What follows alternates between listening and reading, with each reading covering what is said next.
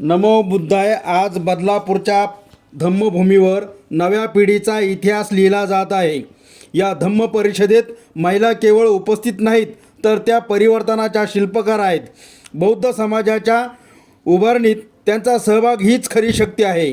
तरुणांनो, ही केवळ सभा नाही, ही तुमच्या जीवनाला दिशा देणारी संस्काराची शाळा आहे. शिस्त, करुणा, समता आणि बुद्धाचा विवेक मनात रुजवण्याचा हा संकल्प आहे. फोटो नाही, दिखावा नाही, फक्त धम्माचे आचरण, भिक्खू संघाचा सन्मान आणि स्त्री शक्तीचा गौरव. चला बुद्ध नगरी घडवूया, मुलांच्या मनात धम्माचा अर्थ रुजवूया. चलो बुद्ध की ओर. हीच तर खरी तरुणाईची ओळख आहे. चढावट लागली पाहिजे की भंतेची सेवा मला कशी करायची, कशा पद्धतीने करायची. तरी राहुल सर, आता बऱ्याच लोकांना, आमचे विजयजी गायकवाड हे पत्रकार आहेत, ते बदलापूरला राहायला आता जो त्या ठिकाणी विचारामध्ये चिंतन होतो, परंतु ज्या पद्धतीने करते आहेत या धम्मपरिषद त्या ठिकाणी रात्रंदिवस मेहनत करत आहेत. मला असं वाटतं की या ठिकाणी मी बघितलेलं सर्व माझ्या परिचयाचे चेहरे आहेत.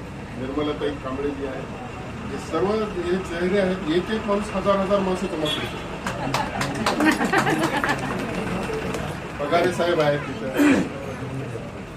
आणि बरेच कार्यकर्ते या ठिकाणी, एक एक डॅसिंग कार्यकर्ता, एक एक माणूस हजार माणसं जमा करू शकतो.